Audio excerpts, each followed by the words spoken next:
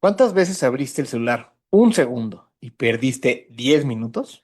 ¿Cómo está afectando la atención, nuestra forma de pensar y de comunicarnos el uso del celular? De esto y más conversaremos hoy en la Plaza de Toro. Bienvenidos a la Plaza de Toro, un podcast donde discutiremos sobre los temas relevantes de la plaza pública: economía política, deportes, entretenimiento y todo lo que nos ayuda a entender la vida. Mi nombre es Miguel Toro, acompáñenme a abrir las puertas de la plaza.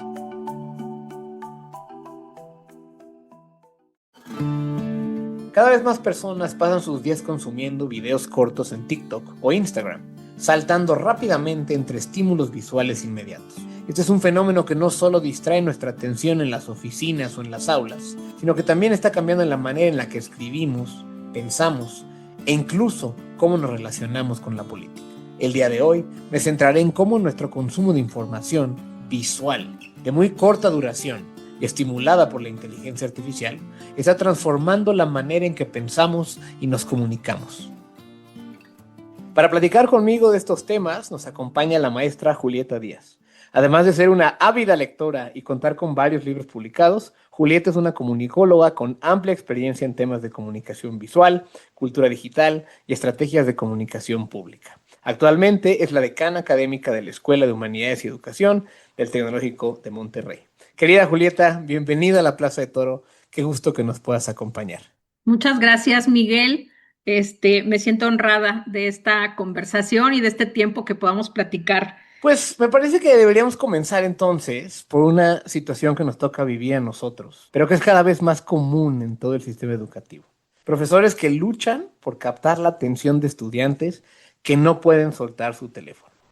Esto no es un fenómeno exclusivo de quienes estamos en las aulas, puesto que lo veo repetido constantemente en los restaurantes, en mesas de familiares o de amigos. El consumo constante de contenido de corta duración en redes sociales parece reducir nuestra capacidad de atención profunda, esencial para entender ideas complejas.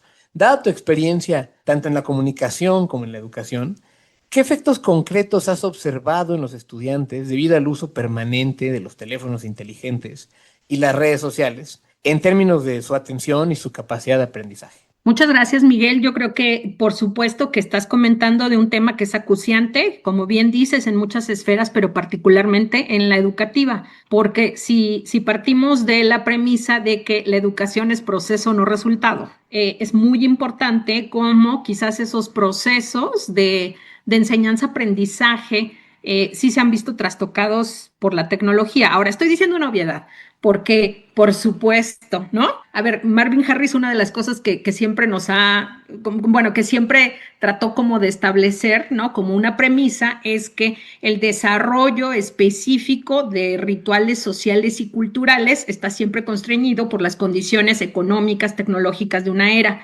Entonces no nos podemos escindir de la tecnología, ¿no? Y yo sé que ha habido, incluso, por ejemplo, el gobierno del estado de Querétaro, ¿no?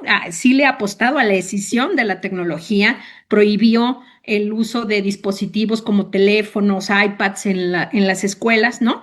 Si bien para muchos esa puede ser como una de las respuestas, ¿no? De que el aparato, digamos, la tecnología se Y salga, pues, quitarlo del aula, ¿no? O sacarlo de los ajá, procesos de aprendizaje. quitarlo del entorno, la verdad es que yo creo que sería una tarea de Sísifo, o sea, no veo que acabaríamos nunca. Y me parece que lo que se hace en ese tipo de estrategias es quizás poner como todo el poder en el propio aparato, ¿sabes? En la tecnología y no en los usos de la tecnología. Entonces, si es un enemigo con el que vamos a tener que, y de hecho tú usaste una palabra que me parece muy interesante y tú dijiste los profesores luchando, ¿no? Entonces, quizás algo que a mí me gustaría como pensar es este tema de sacar la conversación de la lucha y más bien en la integración y en la integración de la tecnología, cómo y para qué. Y creo que ahí es en donde puede haber como ciertos sentidos que se pueden construir de manera colectiva. Pero me parece que de las cosas que nos tenemos que interrogar como sociedad es la tecnología, para qué la utilizamos. Y entonces regreso también a otro de los ejemplos que tú acabas de dar, ¿no? Estos niños las niñeras digitales, ¿no? Que vemos en muchos restaurantes y que vemos en muchos lados, ¿no? Porque la verdad es que a veces como sociedad le sacamos mucho al silencio, 2, a la contemplación y 3, por supuesto que a las conversaciones, cuando de qué conversas con un niño de 2 años o de 3 años, ¿no? Entonces es mucho más fácil darle algo con que entretenerse cuando el niño quiere preguntarte 18 veces la misma cosa. Bueno, entonces, en ese sentido, yo a lo que le apostaría y yo lo que para mí sería muy importante es una estrategia de integración de la tecnología. ¿La tecnología para qué? Yo te puedo hablar desde una experiencia de la educación superior, en donde por supuesto que como tenemos personas ya mucho más autónomas, quizás es mucho más fácil poder hacer esa integración, ¿no? Entonces, partiendo de que le estoy sacando a decir cómo le harán los profesores de primaria, ¿no? Y esto, te podría decir que en la educación superior, algo que es importante sería que entonces en el diseño, pues, de este proceso de enseñanza-aprendizaje, los dispositivos tengan un rol específico. Me parece que yo, de hecho, hay algunas aproximaciones de las que quisiera como comentar, que hablan de la enseñanza contemplativa, ¿no? Hay personas que han hablado de este término, entre ellos Daniel Barbesat y otras personas. Y entonces de lo que hablan de esta educación contemplativa tiene que ver con regresar a procesos que tienen que ver con el ejercicio del pensamiento crítico.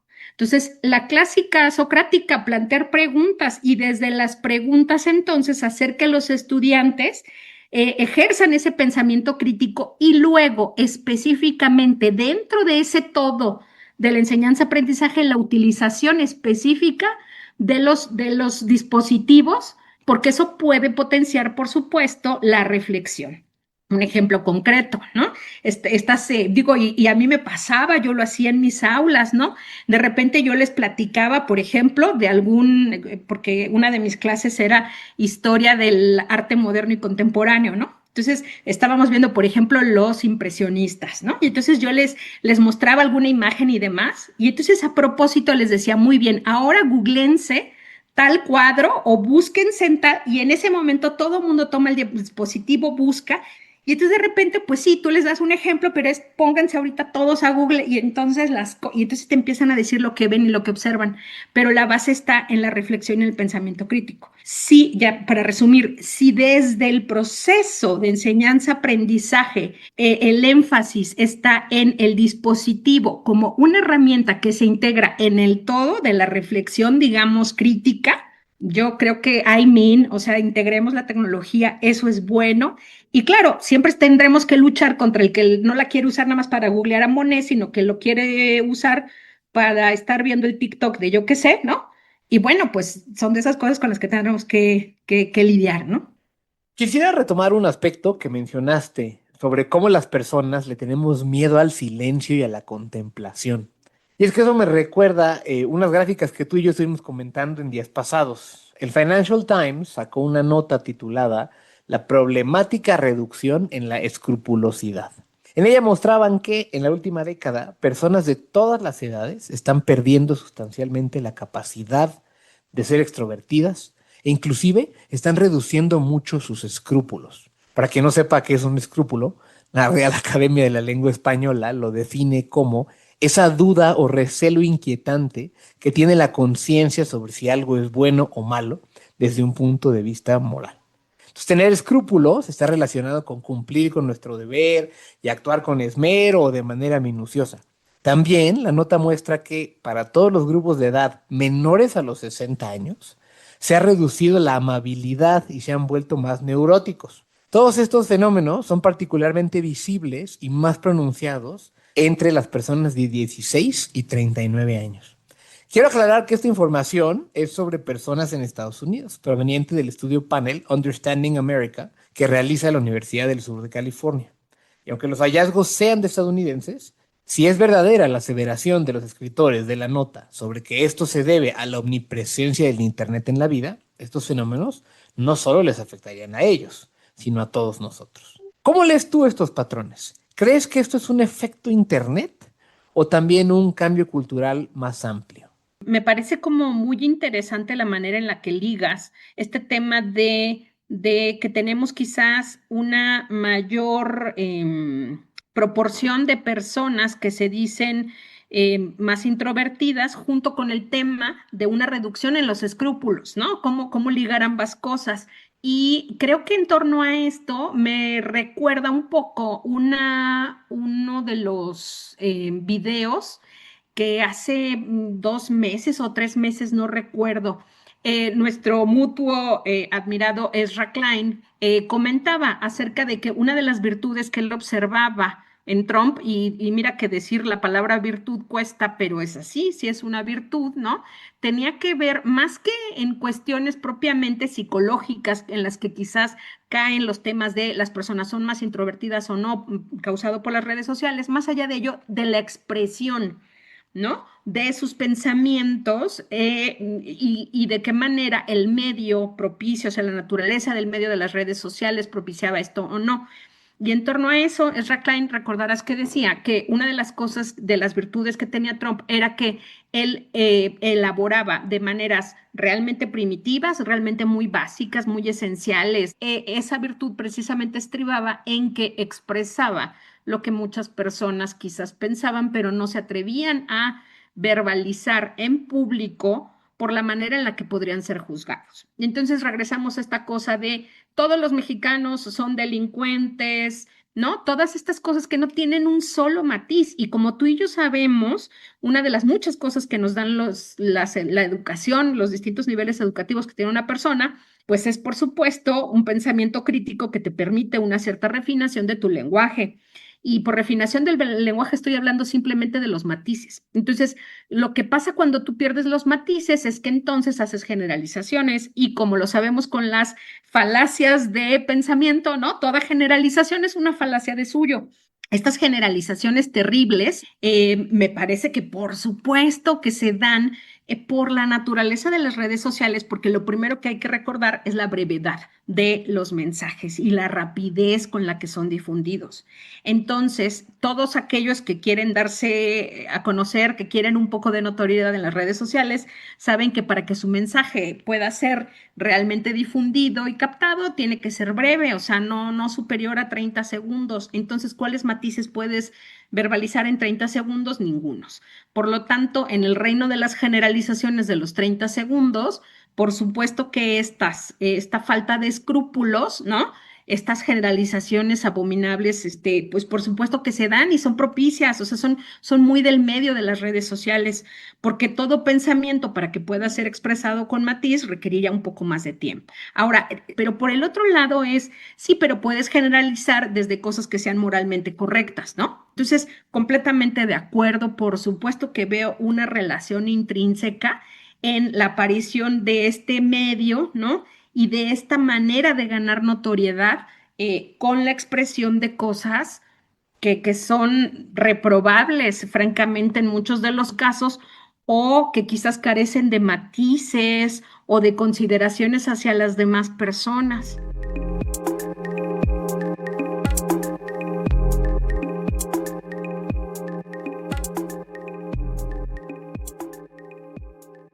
Prepárate para responder a las necesidades de una sociedad que se transforma a un paso acelerado. ¿Te imaginas cómo serán las y los abogados del futuro? ¿Te imaginas los retos que enfrentarán? ¿Te gustaría redefinir la economía del mañana? ¿Has soñado con crear un proyecto que transforme a tu comunidad? ¿O imaginar las relaciones internacionales en un mundo digital? Si te apasiona crear un diálogo inclusivo, si tienes ganas de generar cambios en la sociedad con herramientas disruptivas, en el TEC aprenderás de las y los mejores profesores que te inspirarán a llevar tu conocimiento al máximo, utilizando nuevas herramientas como ciencia de datos e inteligencia artificial para hacerle frente al cambio climático, para pensar en el desarrollo sostenible y solucionar problemáticas de grupos vulnerables.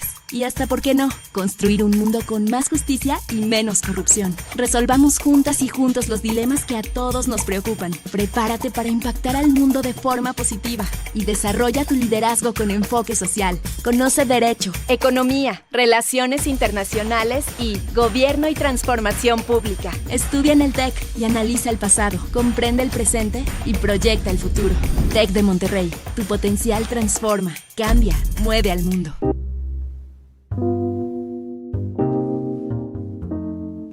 Quisiera que habláramos del poder simbólico de la comunicación visual, particularmente en redes sociales. Pienso en redes sociales como Instagram o TikTok, que no solo te ofrecen entretenimiento, sino que te transmiten continuamente imágenes que refuerzan ciertas cosas, ciertos estándares de belleza, roles de género, y esto puede afectar nuestra percepción, pues, de muchas cosas, como nuestra percepción del cuerpo, nuestra percepción de la identidad personal, especialmente en personas que sean más impresionables, como sucede con los adolescentes.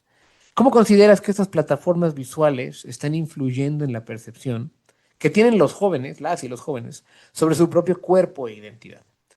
Algo que creo que para mí es muy importante tiene que ver con como el encuadre, desde donde podemos ver cuál es la influencia de las redes sociales, ¿no? Otra vez en el año 2 conejo, cuando se estudiaba, ¿no? Como los fundamentos de los procesos de comunicación, se pensaba que los emisores, ¿no? Había todo un modelo que, por cierto, deviene de un modelo ingenieril, tal cual de radios, ¿no? Y de recepciones. Entonces se hablaba de un emisor, un receptor, ¿no? Y Sí. entonces en el modelo de la comunicación humana de Wilbur Scrum también, ¿no? Era como esta cosa de hay un ente que transmite, que comparte, y hay una serie de entes que reciben. Entonces, una cosa como muy procesual de va de un lado a otro y regresa a la retroalimentación y yo qué sé. Si desde el encuadre vemos más bien a la comunicación dentro de un proceso muy constructivista, pues muy general así de Berger y Luckman, ¿no? De cómo es la construcción del sentido, ¿no? Cómo se hace la construcción, que es algo muy activo, pues, que todo el tiempo estamos como construyendo y desconstruyendo, pues, el conocimiento. Entonces la percepción tiene un rol muy, muy importante. Si lo vemos como desde la percepción que tenemos los individuos, ¿no? Es cierto que las personas a lo mejor consumimos de manera individual contenidos, pero la verdad es que los integramos en procesos rituales de cómo desarrollamos en general como toda nuestra vida, ¿no? Entonces, desde ese enmarque, pues, de los rituales, lo que yo diría es, claro, o sea, toda la vida nosotros hemos tenido como estos rituales de, por ejemplo, específicamente el ejemplo que tú dabas de la construcción de la imagen individual, ¿no? De lo que yo entiendo como belleza, históricamente siempre ha sido una cosa como muy ritual, donde las personas, ¿no? Nos sometemos a estos rituales de tener como toda una serie de variables con las que cumplimos para estar dentro de la norma, ¿no? De esta percepción de la realidad que puede ser social. Entonces, yo creo que las redes sociales lo único que han hecho es exacerbar la velocidad con la cual se hacen estos rituales y establecimiento de normas de la belleza, que siempre también han existido. Y al exacerbar la velocidad, bueno, pues como una vez me dijera mi hijo adolescente, ¿no? Yo no me acuerdo que estaba aludiendo una vez de algo, y entonces me dijo, ay, mamá, eso fue de la semana pasada. Y entonces, pues claro, para él, Y ya no es relevante, los timespans son mucho más veloces. pero reside en esa construcción social de la percepción de la belleza de la sociedad en concreto, ¿no? Todo ese poder de decir, para que una cara sea estética tiene que tener Botox, ¿no? Si yo te contara la cantidad de personas que en las últimas semanas me han hablado del baby Botox, ¿no? Por ejemplo.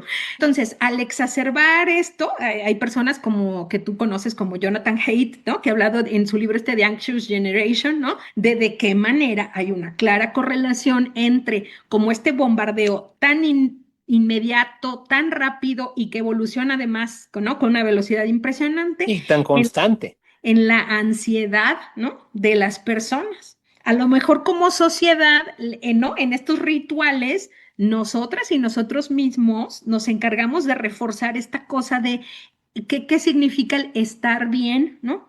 Y entonces, pues, claro, estamos perpetuando, pues, que entonces sea un aparato que está refrescándose cada semana con nuevos modelos de Baby Botox para que digan, estoy fuera o estoy dentro de la sociedad y de estos marcos. Yo creo que otra vez hay una tarea pendiente desde cómo hemos construido estos discursos y estas percepciones de la belleza, ¿no? Del pertenecer, etcétera. Y si regresamos a la primera pregunta, pues, de las nanis digitales, híjole, como sociedad, yo no tengo ningún problema con un TikTok que diga, opérate la nariz. Yo con lo que tengo problema es con que no tenemos como sociedad como todos estos colchones que puedan ser como una especie Como de de buffer, soporte. como de filtros que ayudan a comprender mejor el mensaje y que justo creas situaciones que no sea tan pasivo, sino que sea mucho más activa la comunicación del lado de quien está viendo ese contenido. Completamente. O sea, como sociedad, cuando has tenido una bendita conversación para preguntarle, ¿no? ¿Qué está viendo? Pregúntale qué opina de sí misma, de sí mismo, de su cuerpo. Pregúntale qué opina de cómo le ha ido en la escuela. O sea, hay muchas cosas que como sociedad nos tenemos que preguntar antes de estar satanizando, me parece que a las redes sociales, ¿no? Y a las y termino nada más con algo que decía que una de las cosas que a veces estábamos olvidando de por qué era bueno leer, no era solo como por el propio proceso de la lectura, sino porque las personas a veces necesitan estar en silencio consigo mismas. Creo que tocas un punto súper, súper importante, que no es la plataforma, no es el contenido, es mucho más una reflexión sobre cómo somos como sociedad, lo que nos lleva a, pues, que no haya estos procesos de pensamiento crítico. Y entonces, eso, pues, no solo se ve en términos de, el contenido con respecto al marketing y la belleza y productos y demás, o sea, no es lo único que se altera por la ubicuidad de las redes sociales que se utilizan como sustitutos de nuestra contemplación. Creo que crecientemente lo que estamos viendo es también que se juzga quién es un buen o una buena candidata a un puesto de elección popular con base en el tipo de contenido que nos comunica, ¿no? Entonces, si pensamos que hace algunos años, digamos, hace ya 15 años, Obama fue un fenómeno mediático en Estados Unidos, o los que estábamos pues, más conscientes de esto, Peña Nieto era un producto muy pulido para la televisión en México. Me parece que Trump fue el primer candidato que comprendió muy bien cómo utilizar las redes sociales para amplificar un mensaje que resonara con el público. Entonces, más allá de si en 2016 recibió apoyo por parte de los bots rusos, la manera en que se utiliza sus redes, pues reforzó ciertos mensajes de cierta manera que es digno de estudio. Hay un fantástico video del escritor americano Evan Pushak en su canal de Nerd Writer en YouTube, que en esa primera campaña presidencial analiza la manera en la que Trump habla, enfatizando ciertas cosas con palabras estruendosas, pero que son de amplio conocimiento para el público que las escuche. Por ejemplo, su uso cotidiano de tremendous y huge, ¿no? Trump fue un político que se impulsó gracias a utilizar esas estrategias de comunicación en Twitter, pero 10 años después, los políticos están utilizando estrategias de comunicación ya no en Twitter, sino más bien en TikTok. Y la manera de comunicar ideas es radicalmente distinta en esa plataforma. Entonces, tenemos más recientemente, el ejemplo más famoso es alguien como Zohran Mamdani en Nueva York, que han adoptado el lenguaje visual y comunicativo de los influencers de otras cosas, produciendo videos breves y aparentemente espontáneos que buscan conectar emocionalmente con la audiencia, especialmente con los jóvenes. ¿Qué opinas de esta nueva tendencia de comunicación política que imita la espontaneidad y brevedad de los influencers? Pensando en que los ciudadanos podemos discernir adecuadamente lo que nos dicen los políticos, ¿ves alguna diferencia sustancial entre una comunicación política auténtica y otra que es cuidadosamente curada para parecer cotidiana y auténtica que no podamos identificar? Yo creo que, a ver, nada más sí quisiera decir algo. O sea, sin Obama no habría Trump. Eso me queda clarísimo, ¿no? Correcto. Porque una de las cosas que encontró Obama y que fue muy famoso, pues, en su campaña política, tuvo que ver con esta cosa que también regresando a los modelos de comunicación, antes se hablaba de los famosos gatekeepers o líderes de opinión, ¿no? Que es como hay todo un mundo de información que tiene que pasar a través de un canal, de un medio, y entonces así llega, ¿no? A las audiencias. Y algo que hizo Obama, que fue que hizo innecesaria esa figura del gatekeeper, del líder de opinión, y se fue directo a hablar con las audiencias gracias a las redes sociales, que las redes sociales, digamos, la gran cosa que hicieron y el gran cambio que hicieron en los medios de comunicación fue la democratización del acceso. Entonces, Trump, algo que lo hizo famosísimo es que, como dijo un personaje célebre de la televisión mexicana, como digo una cosa, digo la otra, ¿no? Tal cual, lo que hacía era que salía, ¿no? En los medios y entonces a lo mejor declaraba algo que seguro la regaba, que luego tenía que salir esta señora, ahorita se me olvidó su nombre, pero que era fantástica para hacer el spin-off de todas las cosas. Vamos a ser elegantes y decir inexactas, ¿no? Que decía Trump.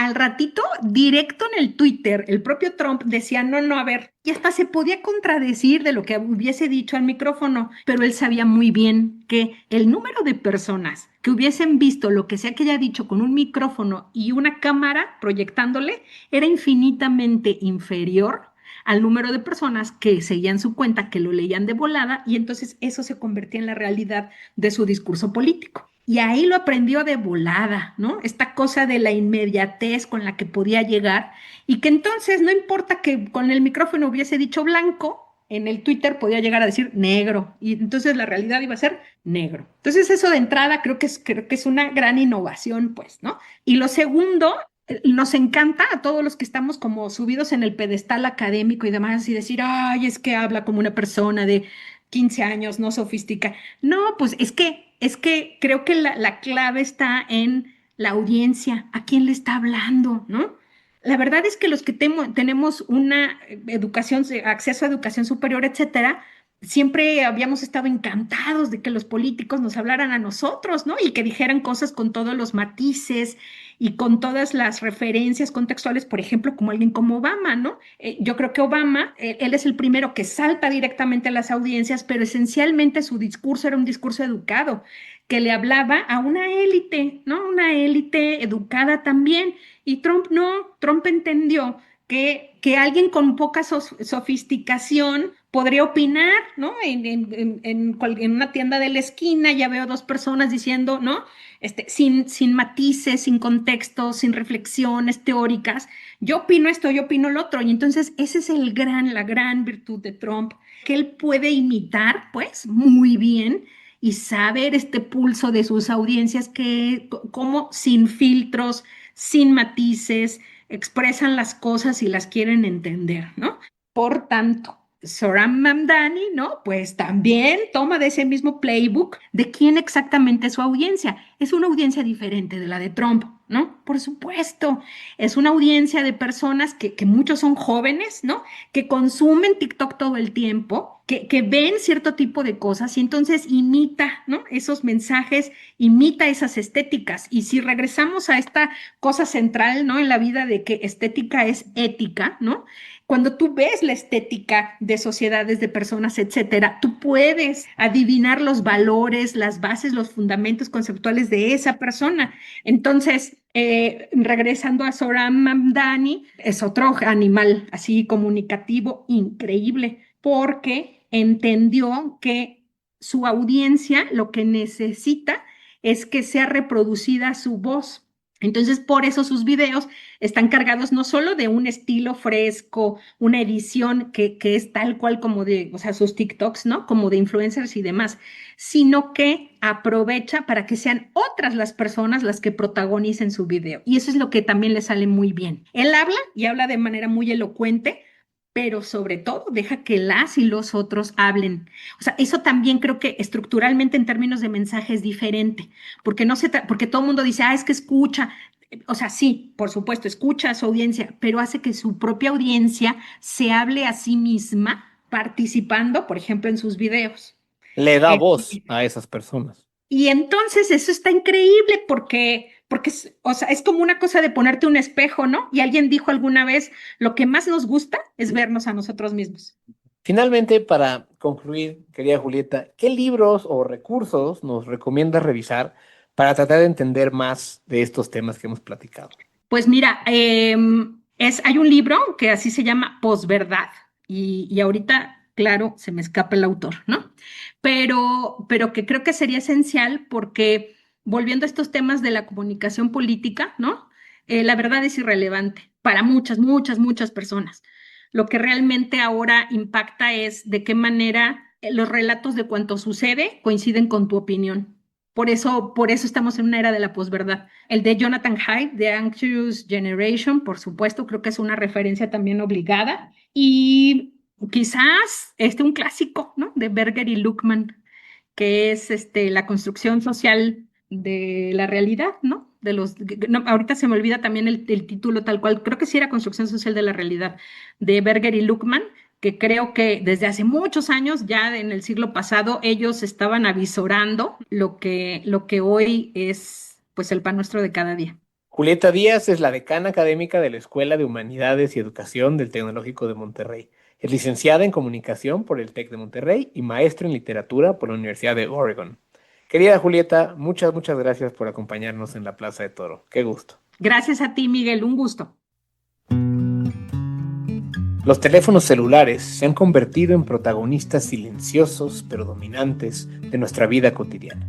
Sin notarlo, dejamos que nos roben tiempo que antes dedicábamos a otras actividades más significativas fuera de la pantalla. Ahora, con la creciente sofisticación de aplicaciones potenciadas por la inteligencia artificial, la tentación de permanecer conectados será aún mayor, haciendo indispensable una reflexión honesta sobre cómo los usamos y cómo nos afecta.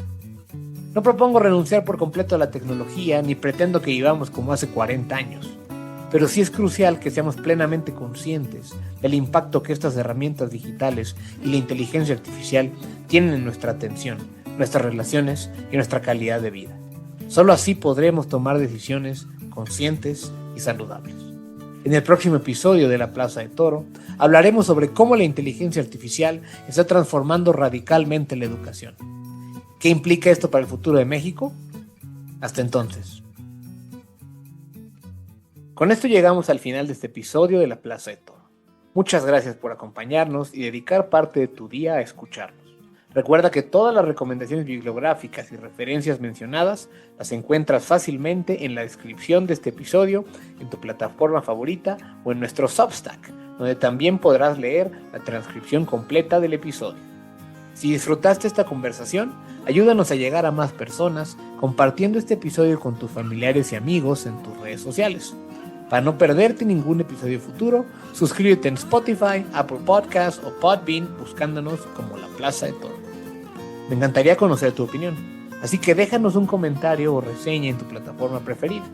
Para mantenernos en contacto, puedes seguirme en Twitter como @MiguelAngelToro o en Threads de Instagram como @MiguelToroRYV.